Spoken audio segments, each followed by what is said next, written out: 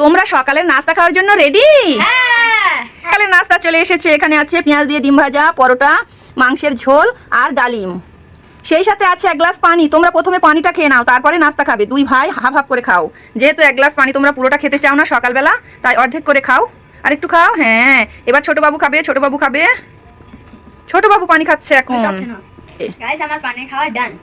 তোমারও পানি খাওয়া ডান? হ্যাঁ, তুমি পুরো পানিটা খেয়ে নাও। পুরো পানিটা খেয়ে নাও। ভিডিওটা একটি লাইক করে দেবেন।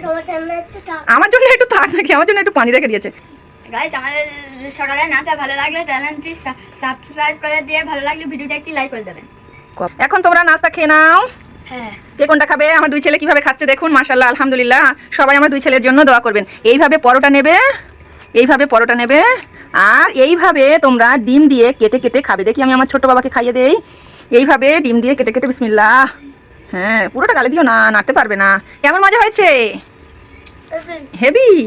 এখন তোমরা নাস্তা খেয়ে নাও। আর আজকের ছোট্ট ব্লগটি এখানে শেষ করছি। সবাই ভালো থাকবেন। আল্লাহ হাফেজ। আসসালামু আলাইকুম।